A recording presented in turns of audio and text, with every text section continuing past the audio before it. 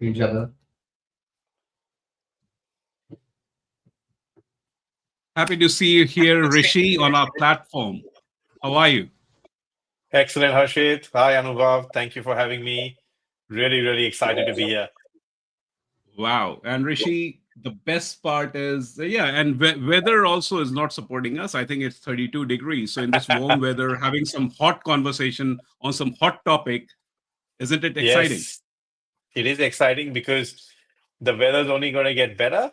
So, and with the days getting longer, people have more time to think. Uh, so, couldn't have a better time and better opportunity to dive into a deep conversation on mortgages. So, go for it, Harshit. All yours. And Rishi, yes. And before I start, because I'll just give some warm up time for my audiences as well, because I've seen 3 to 5 minutes people take and log in. Some people are on their way home, parking car, taking care of the kids, warming up things in the microwave. Something happens, so yeah, they join. I've seen 3 to 4 minutes. And meanwhile, I would like to introduce Rishi. Why don't you introduce to our audience who is Rishi Bhatia, what he's passionate about? Forget it. Everybody knows you're a mortgage broker, mortgage advisor, consultant, whatever you call yourself. But who is Rishi Bhatia? What difference he makes in people's life? All right, excellent. Thank you. Thanks for the uh, opportunity. Yes, I'm a mortgage broker. I've been doing this for almost a decade. And what really excites me, Harshit and Anubhav, and I think that's why we align so well, is what really excites me is to see my customers achieve their financial freedom. See, I really am a strong believer that property is a fantastic tool for wealth creation, right? And especially in Australia, where the love affair with property is, I think, from the time people are born. They either inherit or they are told that you need to buy your house, and the this love affair translates into a purpose to create wealth. And what really, I was actually going through a value session yesterday with myself and saying, what do I really value? And to see my customers go through this journey where I can help and assist them in this value creation, where I can help them in achieving their wealth journeys, their wealth targets, help them create wealth. And property is a massive tool. I think it's the biggest chunk in their wealth creation journey. And I just want to be a part of it. I just want to be there to help them achieve that goal. I can't get more happy when I see customers getting that. They see higher values, they see that they're buying right, they're buying it at the right structure. I help them, even create those structures, or guide them in creating those structures, so that in the long run they see that value. And Australia has been very kind to us, the market, that even in a short run, I'm saying a 3 to 5 year period, people have seen massive uplifts in property values, and that they can now take the next and the next and the next step to go and build this property portfolio. So that really excites me. And I have put all my experience. So I've got a master's in business. I've got an accounting degree. I've cut my teeth with some of the biggest banks in the world. So I put all that experience into the mix so that I can help them create. So what my forte is, can I help you create the right structure? Would you rather me save you $5 per month on interest, or by helping create the right structure, save you $50,000 per year in tax savings? And that's where my focus is. And that's why my customers keep coming back to me, keep telling their friends and family. So this is who I am. Nothing excites me more than seeing my customers succeed. This is in the right structure, in the right manner, in the most ethical way possible. Uh, so ethics has no two ways about it, and do it within the framework, so that these rules are created for the wealthy. Change the mindset. I think, Harshit, my biggest thing which I can give to my customers is help them change their mindset. Start thinking like wealthy people. You know what? That's $1 million advice you could give. Mindset. It's all here. And Rishi, whatever you mentioned, you're not whatever you said resonates well with what you do, because that's why there is such a wow factor with the your clients that we have dealt with in the journey. And And that is also quite, you have, why don't you talk about the recent award that you got? Thank you. So our audience So should know about it, because whatever he's yeah, mentioning, he got awarded for what he does differently. yeah. Thanks, Ashit. So very privileged and really honored to be have received the Victorian Broker of the Year, Finance Broker of the Year. This is by the FBAA, which is Finance Brokers Association of Australia. I think there are about 14, 15,000 members. I might be wrong in that, but there are a large number of brokers. So the brokers have to be part of either MFAA or the FBAA, one of the two associations. And this is essentially an industry award. Um, and it's a real privilege to be first nominated. And then this is I was nominated last year as well. I'm nominated this year as well, but I was really fortunate and really, really extremely excited to win the Broker of the Year for Victoria. And that's only essentially because of my customers, the service I can give them, the value I can add for them, um, and the quality of business I can do with them. And that is it's a testament to that. So it's all because of them. I can't take any credit for it. They give me the opportunity to write good business, and that's what I have done over the last year. Well, Rishi, I think there is another part of you as well, which people should know about, which I got privileged to know you because we live in the same area and I know you for who you are. So, Anubhav, you may not know, when he was doing his spiritual, he was in a spiritual tourism in India. There he got the message that he has won this award. So there is Rishi. True. This Rishi is talking about mindset, property, wealth, 10 years, mortgage broking, awardee, great gun in what he does. But there's other aspect of Rishi which none of us are aware of, what he does for the community and what's his spiritual journey. And he spent almost 1 or 2 weeks last month in India doing some meditation. And so why did you talk to us about Rishi that too as well? Okay. So in October, I went to. So I'm very much a part of Chinmaya Mission. Chinmaya Mission is a Hindu spiritual organization promoting and valuing Advaita Vedanta. And Vedanta is basically the knowledge of yourself. It's nothing to do with religion or anything. It's how well do you know yourself? What is your true self? And how can you gain and maintain permanent happiness? I think ultimately that's all what we're seeking through this property journey or through our careers or through our family life is what is giving me ultimate happiness. So once a year I try and go. It's not happened for a few years, but it's I went to a place in the Himalayas called Uttarkashi. Before that, I went to Gangotri. That's Gangotri was the starting point of the river Ganga. Um, Now, obviously, the source has gone further and further north to a place called Gomukh that keeps going further. It's basically a glacier which the ice melts. It's a land of all seers and seekers, and the energy there is so powerful. You can just close your eyes and you can just go into meditation very, very quickly. So that was there. I was there for a week with my spiritual guru, Swami Swarupananda. He's the head of Chinmaya Mission globally. There was an opportunity to go and do a meditation camp on the Mandukya Upanishad with him. I took it with both hands. It was hectic. It was hard to switch off my phone. It was not roaming, but you know what? Those 1 week of switch off really helped me recharge and rejuvenate my batteries and come back a better person. So So that's what your name signifies as well, Rishi, right? So you connected with yes, your yes. source, you recharge your battery, now you are radiating. So that Thank energy, you. we can feel it, Rishi. Yes. It's So, important, anyways, I Rishi, think, for everyone.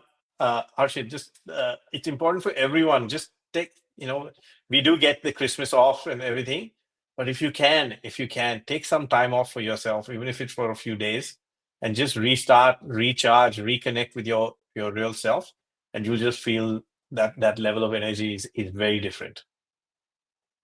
Yeah, I felt the Rishi. same thing when I was in Japan recently. So definitely, you need to rejuvenate wherever it is. Yeah. Agreed. Yeah, this guy was doing something with his spirituality, and this guy was taking photos in kimonos. So that's okay. That's fine. Different ways of recharging. And Yes. I was with my True. friends doing some off-roading this weekend, so I loved it. So yes, that's where mental Awesome. peace comes in. But yes, anyways, Rishi, we have got audiences now. I think everybody had their coffee, a couple of beers, or feeding their kids. So now the reason, Anubhav, why Rishi is here, because when I was having a chat on SMSF, everybody, there a lot of noise about SMSF, invest in SMSF, investment, SMSF is this, everywhere. There is a lot of noise about SMSF. And this guy, Rishi, was that, okay, how to evaluate whether you are ready? Is it right to invest in SMSF? I said, nobody's talking about it, Rishi. Why not? Let's have a conversation with our audiences as well, along with Anubhav, to see that what mistakes, right? When are you ready? Because people are just following that, hey, everybody is investing in SMSF, I should also do it. But is it right for me? So, Rishi, you have been in this journey. You have handled SMSF clients for mortgage broking outside SMSF, residential, commercial, and everything. I would like to know more.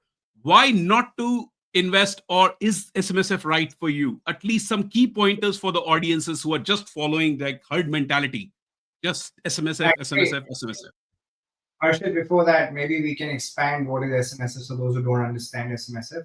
So, Rishi, maybe a good segue, and then could be why it's not right, or what are the qualification factors that you see would probably help. Yeah. So as we understand, it is self-managed super fund, which basically means it is a creation of a separate fund and work with the accountants to create the structures and to be able to buy your assets and build your own way of building wealth.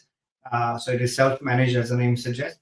So um, Correct. w- in the industry that you are seeing in the mortgage with the self-managed super fund, is this are you seeing the same thing, that this trend is now picking up? A lot of people are starting to manage their own self-managed super funds with the loans that you're doing?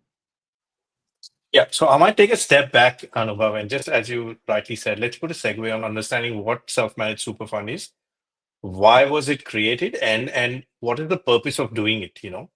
So, as the name suggests, let's say, what is a super fund? Basically, it's a pension. Uh, the Australian government wants you to save money so that when you Yeah. retire, there is a nest egg, as we call it, right? The government is also very selfish. They're like, please create a nest egg so that there's no pressure on the government that when you retire, you're coming to us with a begging bowl to say, please look after us for the rest of our life. The other thing has happened is the life expectancy has gone up, in decades, not in years. So when the SMSF, when Super was first created in the 80s and 90s, the life expectancy was in the late 60s, right? Now we hear people of staying even on to 100. So the retirement age used to be 60. People were living for another, 8 to 10 years average. I'm talking about averages, which was okay to maintain. And now they're living, even if they're retiring at 67, they're living for 10, forget 10, they're living for 20 to 30 years more. That's Yep. double the amount to sustain and maintain. Our work life is about 30 to 40 years. And then equal amounts to then sustain for not working, that's a big chunk. So that's why the pension was created. This super used to be created. Super was created, and the retail funds were doing a good job, investing on our behalf. And there are retail trustees, so that like your Australian Super and your HESTA and so on and so forth, they have trustees who decide how much money goes in which fund, so which you get a return. Now, some savvy investors are like, we don't want to do that. We want to take charge of it. So self-manage. I or you or whoever, I'll take charge of my own super fund. That's self-managed. I'm a trustee then. So me and my wife open a super fund, self-managed super fund. So self-managed super fund, or SMSF. We open an SMSF, we become the trustees, and we decide as trustees where should our pension money be invested. That also comes with responsibility, right? The famous saying, with more power comes more responsibility. So The responsibility is, hey, this is technically not your money. This is the money for your future self. You better invest it properly. If you do a mistake, the ASIC will fine you a lot. It's the minimum fine is 125,000, right? I'm not here to scare anyone, but the minimum fine is 125,000. It can go up to 50% of property value if you make mistakes. So the key is to do it properly. The key is that you're investing for your future self. And the biggest key is, please make sure that it maintains and it grows in a significant way so that there's no pressure on the government. That's why they put these fines. And if you do these mistakes, you can never be a trustee ever again. They'll make you sell that property. There are a lot of fines, but they'll strip you of the trusteeship and you can never own an SMSF again as a trustee. So this is the background of what SMSF is. And therefore, it's not for everyone as well. Harshit and Anubhav, are you ready for it? Are you ready to take that responsibility?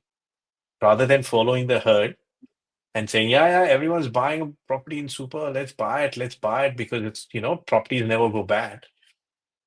It's more than the property not going bad. Are you ready to manage your funds? Because all the funds don't get utilized to buy in the super. There's some funds outside of it as well. Are you engaging with the right team? Your financial planners, your accountants, and it costs money, right? Are you ready to do that? Are you ready to put the time, effort, energy to engage with, a business like yours who are finding the right property for you? Are you ready to engage with a good mortgage and finance broker who explain to you this entire structure, a financial planner, an accountant, and so on and so forth? There's so many moving parts to this. Are you ready for that? If you're like, it's just too much of a headache and I don't have the time for it, that might not be the right time for you. If you don't have, and then let me jump into why it's not a good idea. It is expensive. It's not, it's not like you're buying your property under your personal name, things like that. To set up an SMSF can cost you between, $2,000 and $7,000, depending on who you use. And then it also limits your cash flow because you have to keep pumping in your contributions. The rent has to come in. You have to be on top of it, So as I said, are you ready to take that responsibility?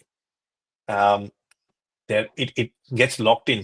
So, property is not both of us know, Harshit, property is not a short game. You're not buying it today for $500,000 and expecting that on the 3rd of December, it goes up to $600,000 and you can make a 100,000 profit in one day. That's not how it works. Are you ready to play the long game? Are you ready to focus, a set and forget strategy? And that's why you guys come in, which is so important, that with any investment, I'm not an investment guru, but common sense prevails. You buy well after the battle is won, right? If you buy at a good price, you won the battle, right? And then let the market look after you for it to grow and grow and grow, right? But if you're buying higher than market, anyone can do that. Where you guys come in is you show value, buy it better than market, and you're already ahead of the game. So to summarize the answer, it is an expensive proposition. It is a responsibility. Not everyone has it. I'm not even going into how much it costs and all those things, but there is a cost to it. Are you prepared to be holding it for long term?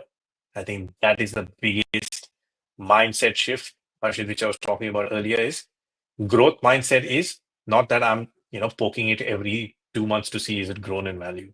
My growth mindset is, I know it's going to work. I found the right team to make it work for me. I've put it in the mix. I'll see it after 5 to 10 years, because I trust my team around it. So where it's not for everyone. Yeah, so in terms of active management of the fund, essentially, like, when you said set and forget, likely property is one way you can look at set and forget, but, we normally recommend to our clients as well that it may be set and forget, but review the property, whether it's an SMSF or outside SMSF, at least once in 2 years, if not every year. Talk to your professionals, see the area, what's happening, because a lot can change, right? Now the life has become so unpredictable right now, with a lot of events that are outside our control, whether they're global or local events, that can put a big spanner in the whole plan to do things that you otherwise didn't want that to happen. So staying connected with professionals, getting the right advice upfront, from the financial planners to actually working with accountants, brokers, and then choosing the right partner, if that's right for them, to help them buy the right asset, because not everything suits SMSF, right? Not at Um, all. Not at I, all. the other day I had someone who said, "Can I do land and house package and buy a land and then build on it later?" So my understanding is you can't do that unless it's a single contract as such. Correct. So people are unaware of what can go wrong in an SMSF after the SMSF is set up, and the type of property that they're not aware of can be purchased through super. The other thing that people Correct. think that they do is, what we are seeing is they can rent properties to their friends or their family, No. or a holiday home in SMSF, and then go and maybe enjoy that holiday down the line. What is your view on that? So as I first only said, there are strict rules for this. Yeah. And the fines are significant. So we have to be extremely careful. There are rules around this. So to answer your first question, should you review it every 1 or 2 years? 100%. I'm saying don't expect it to become double in 5 minutes. You know, um, that's why I personally, when I used to buy shares, I used to be like, oh, someone's giving me a tip, right? I bought Tesla, for example, and I bought it at 11 o'clock. And at lunchtime, I checked it. It's not doubled yet. What's going on? That's not the way it works, right? We all know that. But that's how the mind works. It's like, I've invested, someone gave me a tip, and it should have gone up by now, right? They said it's going to go up. But, all good things take time. In the same way, even when you buy the right property, you know that you bought a right property with the professional's help, so that if tomorrow you have to go out and sell it for whatever reason, you're still ahead of the game. So Yeah. checking it once, every 1 or 2 years, to just see where you are and to then pivot on strategy, 100%. So please don't get me wrong when I said it's a set and forget. It's not a 5-minute gain strategy. It is Yeah. give it time to grow, check on it every few, years, 100%. Now, when you come to the types of properties you can buy in super, so what you can do in super and what you can't do in super. So let's get to that. So this is obviously our understanding. We are not financial planners, we are not accountants, so please get those professional help. They have a very, very comprehensive list. But from a property perspective, what we can buy, it has to be a single acquirable asset. That's the rule. It can't be a land and house. You buy land through your super, take a loan through super and buy land and then build on it. You can't do those things. You definitely cannot live in it. You can't even rent it out to friends and family.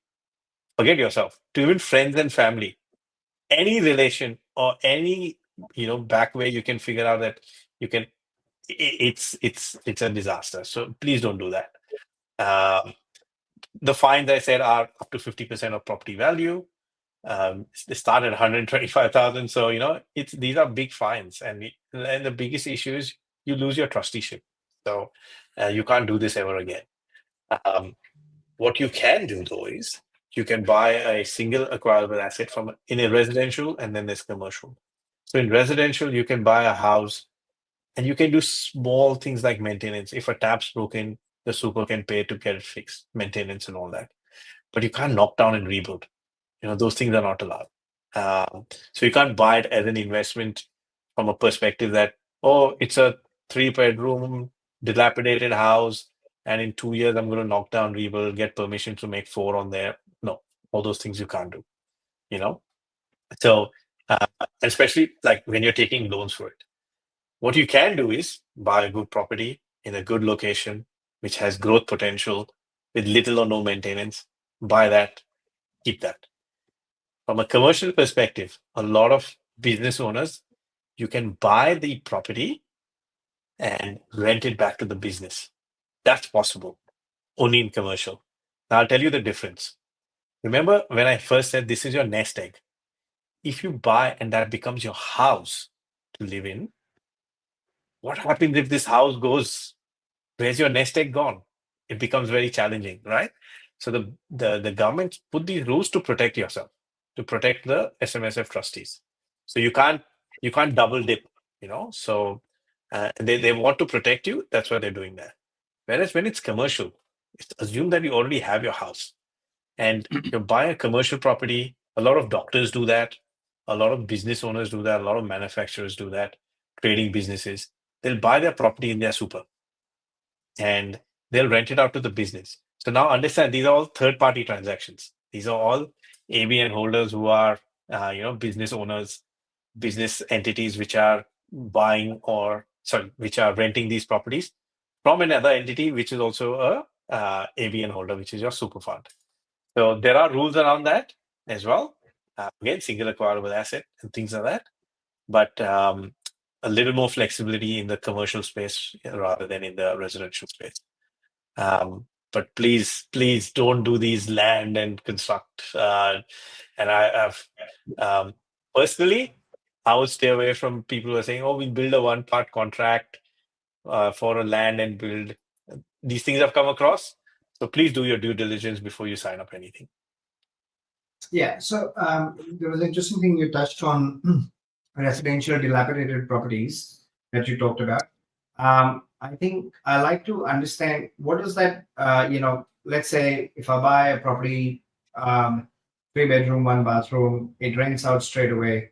And let's say in a few years' time, I want to renovate the property cosmetically, upgrade the kitchen, upgrade the bathroom, or maybe go paint the house so it looks much better. Is that allowed in SMSF? Again, basic maintenance is yes. If it's a massive reno, new kitchen is going to cost you $500,000, not $500,000, but $150,000 on $1 million property, those things will be questioned.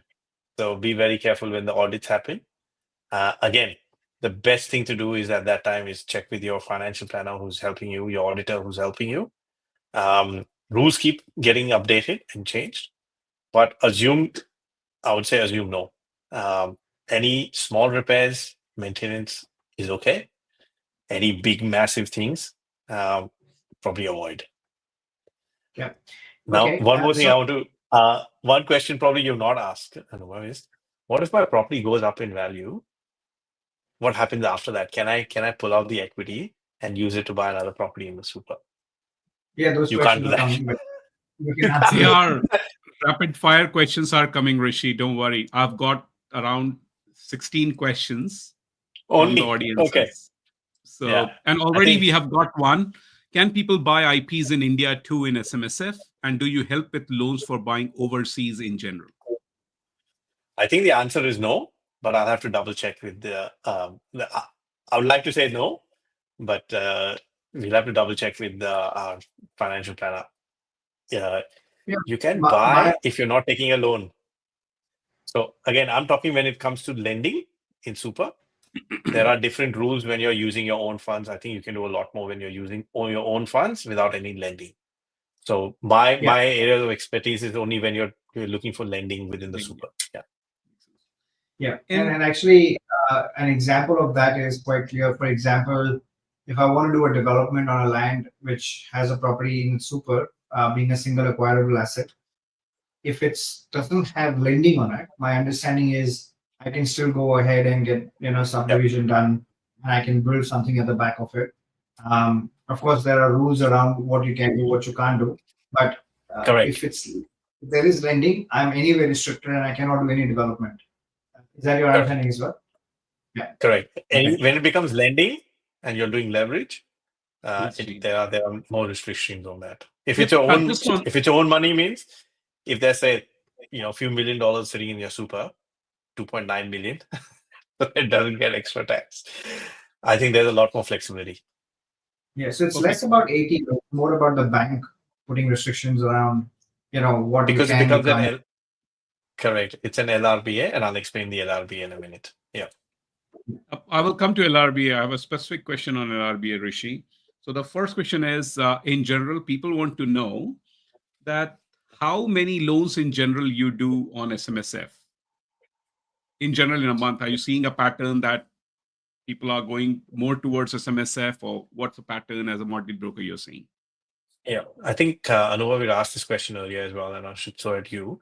What is the trend, and why are people now becoming more and more? One thing is the interest rates have been high for about almost 18 months.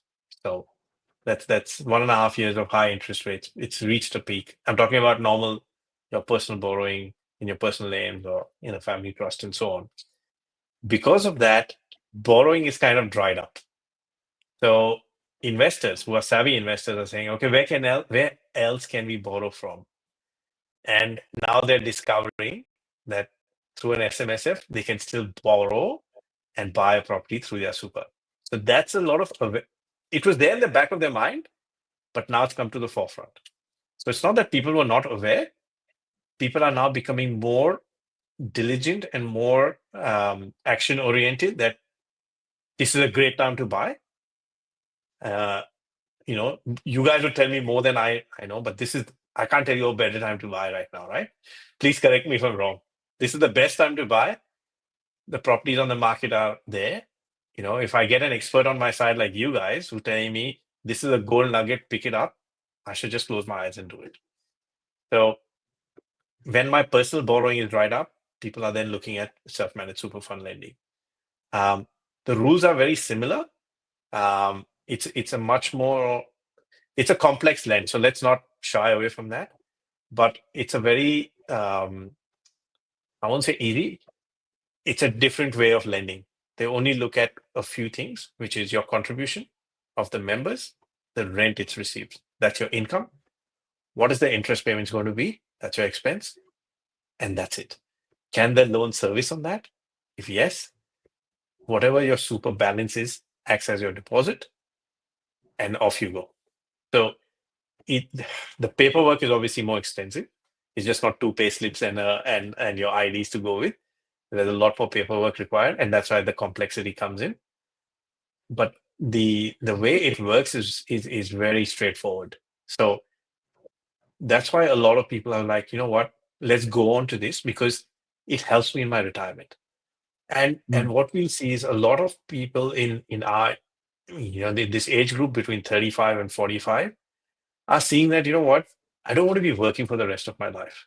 I want to start planning my retirement today. I've got I'm at this young age where I'm going to be at my peak performance. I'm going to be at my peak earning. I can pump in a lot more in my super. Let me put that money to work harder right now, because And the Rishi, market's giving them 6-8%. They're like, I think I can do better, through a property investment. and just on that, Rishi, as you said that, our living span has increased, so you need to save for next 30 years post-retirement. And that's where we are seeing, as a buyer's agent, a lot of inclination in SMSF for commercial property. So just on that, what is the key difference from between a residential and a commercial SMSF loan? Is there a big difference between the two? Yes, there is. The biggest difference is the interest rate. Commercials are more expensive. But the reason why people are opting for commercial is the rent returns are higher, right?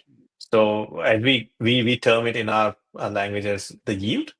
So the yield is higher. So what that means is I'm getting, for say $1 million property or a residential property, I'll probably get $40,000 to $50,000 per year in rent. Whereas for a commercial property, I'm getting 70 to 80,000. Again, I'm just talking about general averages across the country. The other benefit with a commercial property is also I don't have to. All the outgoings are paid by the tenant. Yep. That's water, electricity, council rates, everything except for land tax. Everything's paid by the tenant. So, and then there's built-in, if it's a long lease, there's built-in rent increases. So you not have to check the market, what's the market doing, throw the tenant out. No. Once the tenant's in and you've signed, I've had customers who signed 5 plus 5 plus 5, 15-year leases with a 3% increase every year built in. I'm sure you all are seeing things like that. That just gives you a surety. There's a sense of comfort that for the next 15 years, I'm going to get this rent. The good part is your loan does not increase by 3% every year. Hopefully it decreases, every year because it's a 25, 30-year loan. And you're paying that down. So your delta keeps increasing. Your take home keeps increasing. The amount of money sitting in your bank account keeps increasing. So that's why I'm a big fan of commercial. And therefore the growth is also automatically built in. So, and with some of the lenders, they're giving up to 80% lending on even commercial property. So outside of super, it's restricted between 65 and 70. Some lenders are doing 80, but within super 75, 80%, it's pretty normal. Why is I've got a that? question. Go ahead. Sorry, why is that a difference between SMSF and outside SMSF with the lending or LVRs? Good question. The bigger lenders, in commercial space, it's your big four banks who are calling the shots. They want a bigger deposit. They feel it's riskier. In the SMSF space, we have smaller lenders who are happy to take that risk because they know. I think that's just their risk appetite is different. So. Okay, fair enough. And Rishi, are there restrictions of buying off the plan properties under SMSF? 100%. You can't. Perfect. Again, because of that one contract rule. So it has to be a singly acquirable asset. There are ways around it, but be very careful of who you work with. Yeah. And just a question from the audience, that what happens if the business leasing the property from the SMSF faces financial difficulties? I think then the as your normal, if you own it under your personal or business name, you just engage with them. You have to go through the same, things like get your property manager involved. It's just that behind the scenes, the ownership is a super fund. Got it. Okay. But everything else in front, you have to do the same way. You have to engage with your property manager, make sure that they are compliant. If not, get somebody else, get them back, rent it again. Those things you have to do. Yep. The question, that's why we parked for LRBA, was first of all, what is LRBA?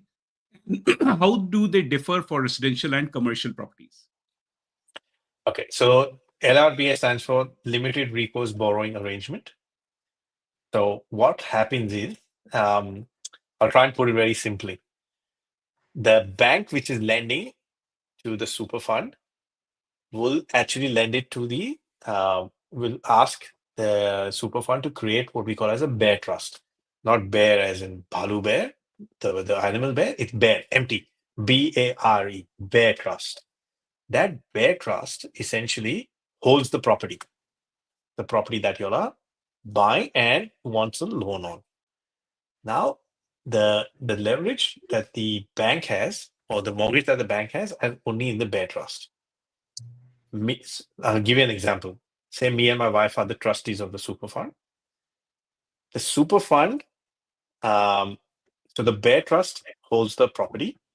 The lender gives the loan. If for any reason, things hit the fan and we can't repay, what is the recourse for the bank? They can only touch this property in the bear trust. They can come after me and my wife individually as we are guarantors to the loan, but they can't touch the money in the super fund. Why? Which I told you in the start. It is a sacred, your retirement money, it's your pension. The government says you don't muck around with it, so the banks also can't kind of touch it. Right? So if you can't repay that loan, they'll take away that property, and if still money is owed, they'll ask you as an individual to pay it, but they can't ask the super fund to pay it, even if millions of dollars are sitting there, because it's your pension, right? So that's why it's a limited recourse. Recourse means how can I recover, right? So it's a limited recourse borrowing arrangement. The lender can only have a limited way of recovering that money if things hit the fan, So That's why it's a limited recourse borrowing arrangement. That's why the big banks kind of walked away from it. They found it too risky. This is my understanding of it. But the smaller banks obviously are come in, but they charge a premium for that. They've already built in the price for that risk. So that's why the interest rates are obviously a bit dearer as well in Correct. SMSF, outside SMSF right now, right? So yeah, Correct, understand. 100%. They're basically pricing for risk. I had a question from another customer the other day. Would you borrow 90% in SMSF as well? You could, and there is one lender who does that. They charge you obviously LMI, but my personal view is don't go more than 80. If you Yeah. need to go 90, then why are you stretching yourselves? Again, because there's your buffers are created so that if tomorrow there's as normal, the rent doesn't get paid, your monthly repayments still need to go out. So have those buffers in there as well. So Yeah, that makes sense. Absolutely. Absolutely.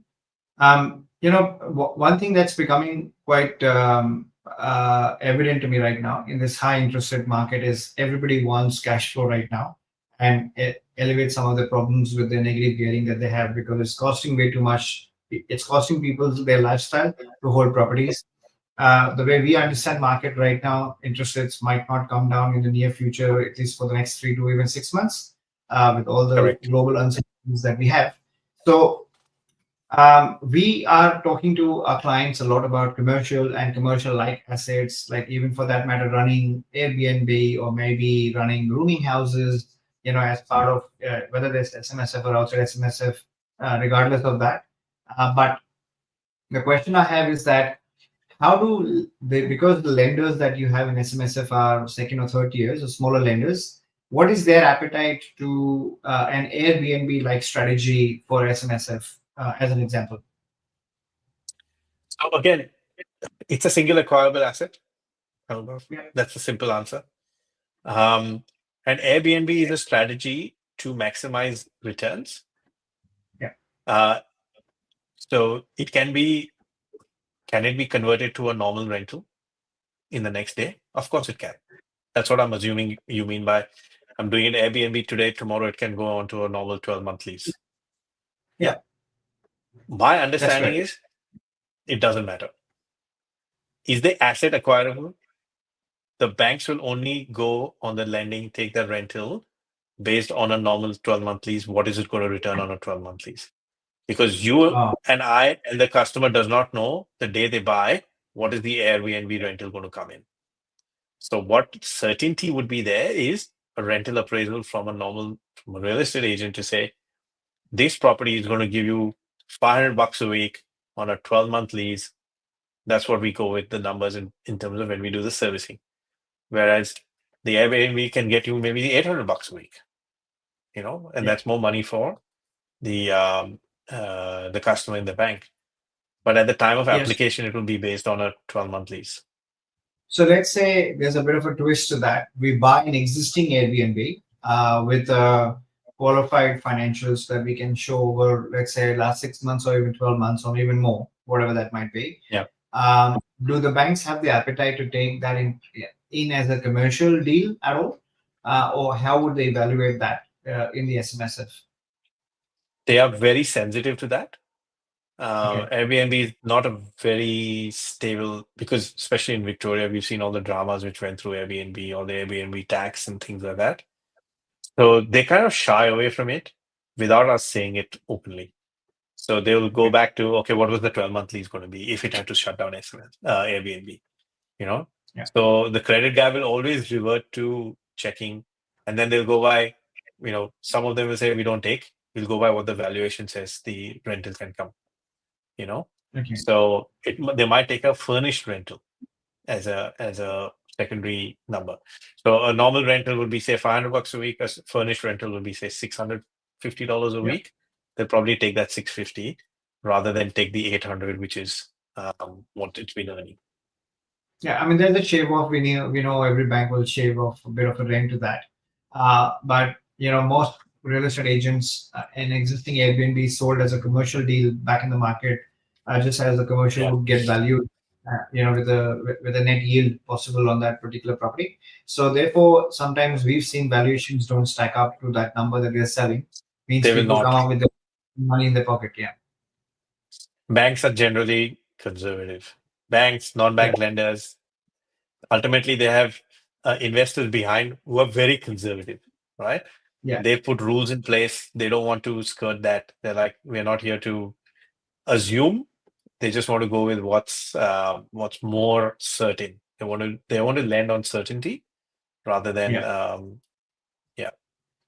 So maybe the traditional ways of maybe commercial investment probably is an answer to that problem of trying to immediately inject positively geared properties, which we obviously tend to buy under $1 million quite easily for our client. I mean, not easily, but we do have to find them.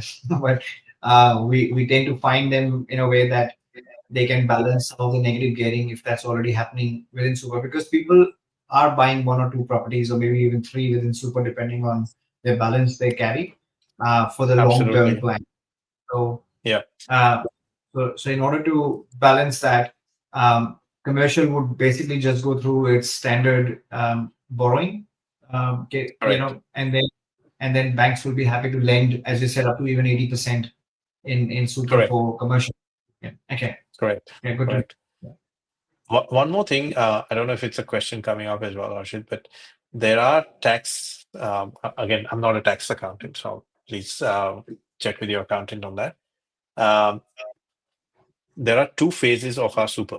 Yeah, between the ages of from you start working till the age of 60, you're in the accumulation phase of super. So this is where we pour money into super and we can't touch it. From the age of 60 onwards, we are in the retirement phase of the super. We still can't touch it, but it's called the retirement phase of the super. I think our retirement age in Australia is now 67. But that's a different thing I'm talking about. I'm saying phases, accumulation phase and retirement phase. Yeah. In the Yeah. accumulation phase, you can buy, and if you buy a property through your SMSF and you sell it within the accumulation phase, there is capital gains tax if you make a profit. And that capital gains tax is 10%. Not you and me, it's the super has to pay 10% capital gains tax. They bought a property for $1 million, sold it after 10 years for $1.5 million, assuming, say $2 million. They made $1 million profit. 100,000 goes towards capital gains tax. 900,000 profit is retained by the super fund. The super fund pays the tax. That's why it's important to have the right auditor, accountant, and so on behind it. Let's say I bought it, I'm 45 now. I buy it when I'm 45 and I sell it after 15 years. Say 16 years when I'm 61. And I make $1 million profit, right? Nothing gets taxed. There's no capital gains tax in the retirement phase. If I hold the property and sell it in retirement phase, there's no capital gains tax. Now, Anubhav, Harshit, both of you are also getting, this is where the mindset comes in. Most of our customers are high income earners. They still think they're middle class. And I'm quoting an 8-year statistic. If you're earning more than $150,000, you're in the top 1 percentile of income earners in Australia. 1 percentile, which means 99% of Australians are earning less than you. Most of my customers who are in that bracket think there are 200% people earning more than me, and I'm in this middle band earning just $150,000, $200,000. I'm like, no, start thinking like a wealthy person. And the wealthy person not only is worried about his income, is worried about saving tax.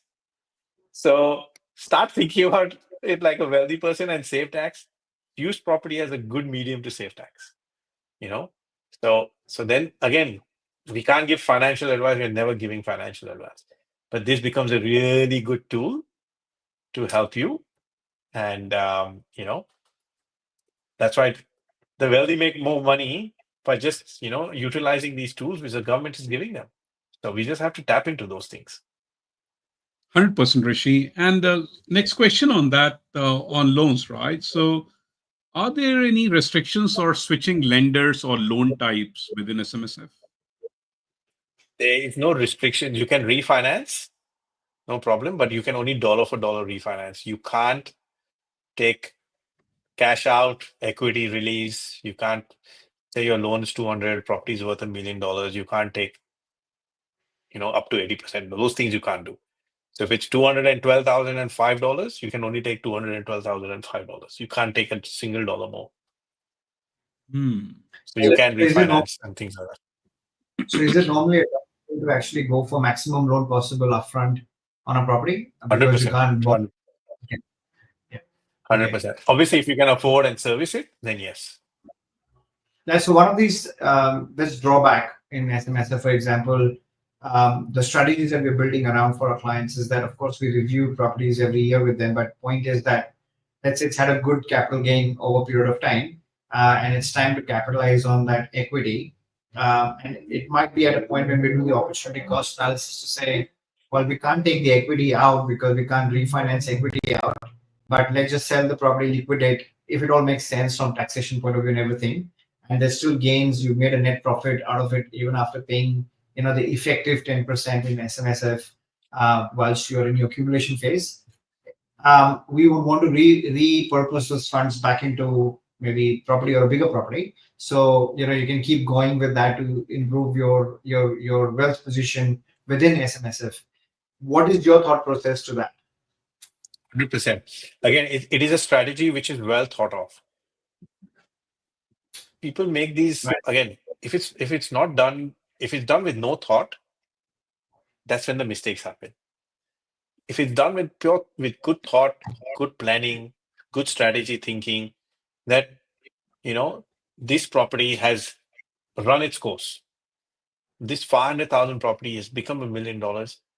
It's not doesn't have enough legs now to go from 1 million to 2 million in the next 7 to 10 years, for example. That's where you guys are the experts on. If it's run its course, doesn't have enough legs, but there's something else which is there, which is already it's starting at $1 million. It has the potential to go 2 to 3 mil. Take that call. That's what I'm saying. The first thing is get experts on your side. Without the experts, if you think you can do everything on your own, it's mistaken. I'm a mortgage and finance broker. I will come to my buyer's agents to say, please help me buy a property. One, I don't have the time. Two, I don't have the expertise. I can do accounting, but I'll go to my accountant. I'll pay him thousands of dollars. I'll go to a financial planner to say, please set this up for me. It's like going to a doctor and saying, like my wife's a pharmacist. She can't diagnose me, but I can tell her I've got a cold. She'll be like, yeah, take some, whatever, nose sprays and all that. But after 1 week, if I still have a cold, she said, please go to a doctor. Why are you being lazy and not going to a doctor? No, I don't have the time. Oh, it costs money, $30, $50, whatever it be. But it's costing my health. So it's the same way. If I want to make tens of thousands or millions of dollars, what you and I what we charge is peanuts.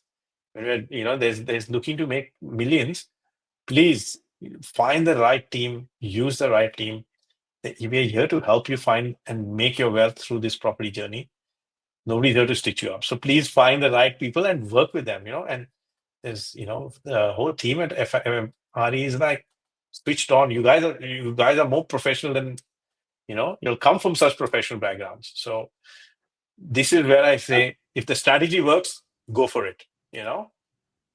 So I think that's a good thing because people didn't have these choices, 4 decades ago when our parents have said, do this, this is the way to do it, this is the only way to do it. But now there are options that have opened up. There are more professionals now that are actually available to help you. You just need to choose and select the right people.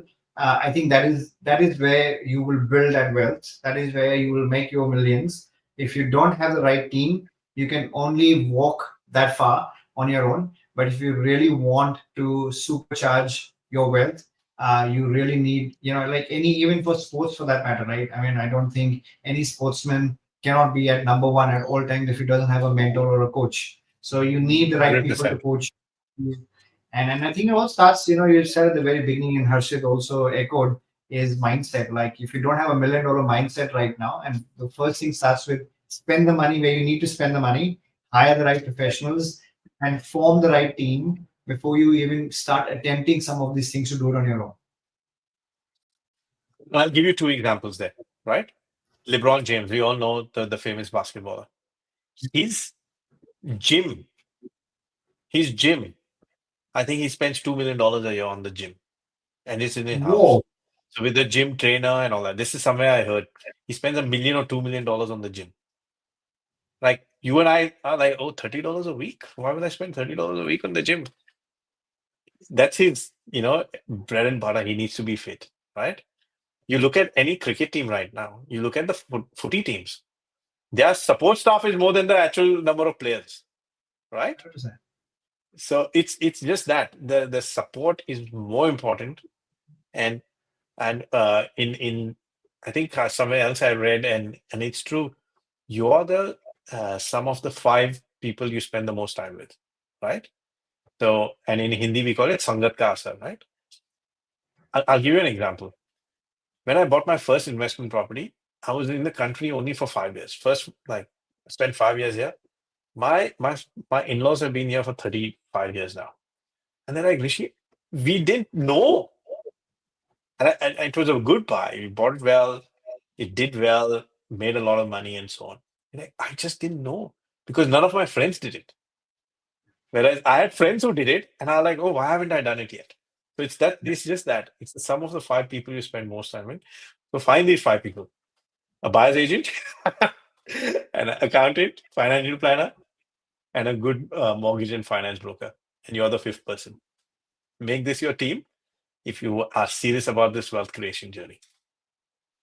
Yeah, and choosing again from the herd is also another challenge. I think if people have to really look up and search and spend time in doing anything, it's finding the right team, that right professionals who are the other 4, and get them going the right way. So look, I mean, I think that's wonderful insights into why super or SMSF or self-managed super fund may not be for everyone. At this point in time, I see that a lot of people are just using it as an avenue just because there's money there. Yes, you can borrow in super. The borrowing capacity is completely separate to your salaries outside. You're maxed out outside, but you're going and buying in SMSF, and people are not really taking the right advice and just buying left, right, and center, trying to get just because they can buy a property. I don't think that's the right way to go about it.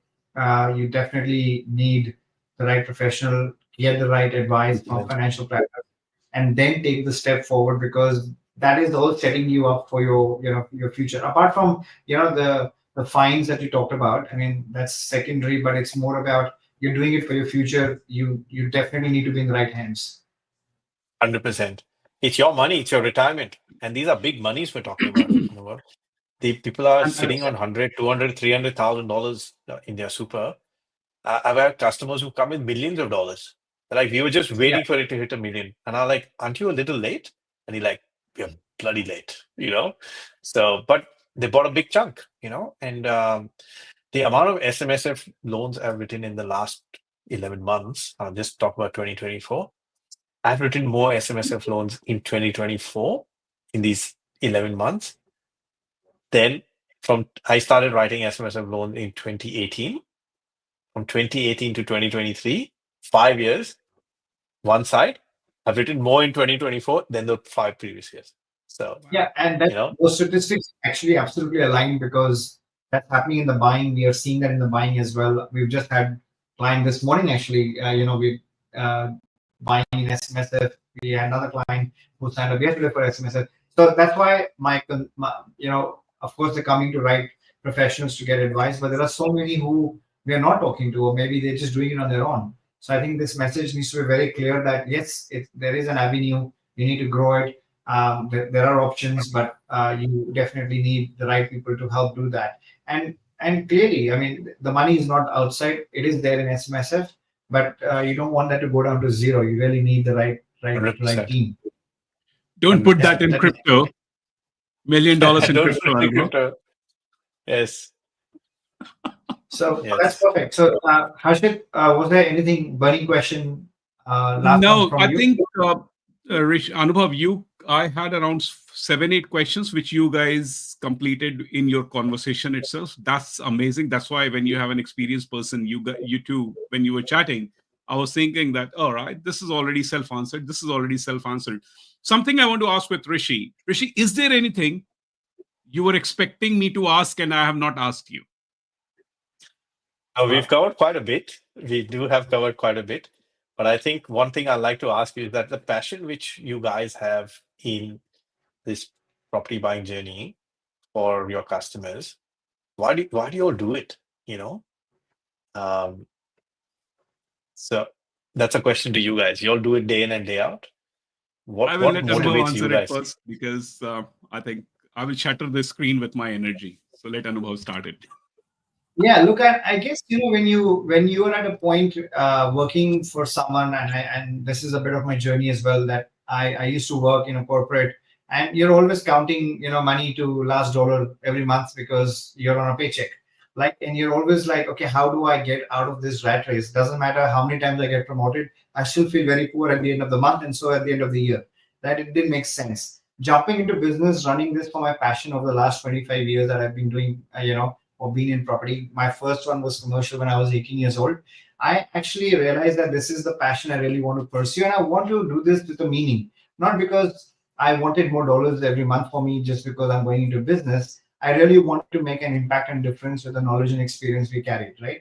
And we saw that over and over and over again because we multiplied that thought process, the mindset shift, the education we impart during the process. That's what keeps it going. Every time we do a strategy with a client, to really understand their key pain points, where do they want to go, draw the line between now and then, and come up with different options. That's a true consultant solving real problems with real solutions and with a very bespoke strategies that are going to help that client accelerate, right? And then after a few years, when you actually see that happening, that is fulfillment, right? It's actually not about the money for us anymore. I don't worry about money anymore. Money is a byproduct. It is the more we can help, the more energy we can put in this to educate people the right way. The more they listen to us, the more they follow the right path. I believe that people can also achieve the same success we have seen, and some of our clients are going through right now, and that's why 80% of my team are actually my clients as well. They've seen the journey a bit on their side. They know this is right, and they want to help more people, and that actually just comes from inside, because when you see a smile on the other side and they make money, they come to you to go and get another loan and get another property, and that is refinanced through their equities and all that. That is absolutely phenomenal, right? It's not about making fast money. It's about building sustainable wealth over a period of time. But being in their journey is the best part of the whole buyer's agency, that we have felt. And I truly am thankful to those who have chosen us to be their partners in this journey for us Yeah. to help them. Agreed. Agreed. Nothing excites us more than to see our customers succeed. I think that's And where we Rishi, align you so have been well. in this, your customers talk really highly about you because I have got some privilege to talk to some of them and in jointly, right? So, and professionals like you, Rishi, who it's all customer centric. It's about the mindset, right? You put them, and what I feel best about you is, Anubhav, you didn't, Rishi, in this, it was not about what percentage is it, what RBA is doing. The conversation was about people, how to make the right decision, Yeah, how to make the right 100%. choice, what are the key ingredients to make money, de-risk your investment. So all this was, I think, if I have to summarize, that's where, and it's about the mindset, it's about the having the right A team on your side. That's why we have SWAT commandos versus the policemen. You want to be Correct. part with the SWAT, or you want to with the policemen? Choice is yours, guys. Yeah. And this will be my ending statement. Thanks, Rishi, for being here, and Anubhav, very insightful. Thanks for joining us. Thank you. Thank Sorry, you very Harshit, much. one last thing, guys. When you are ready to invest in your super, change your mindset. It becomes your responsibility as high income earners. We are high income earners. 99% of Australians earn less than us. It is our responsibility, as Kerry Packer had said. The government will ask us for our tax. We need to save it, find ways to save it, and find ways to build wealth for ourselves. Thank you very much, guys. Really appreciate Brilliant. it. That was Rishi. awesome. Thank you.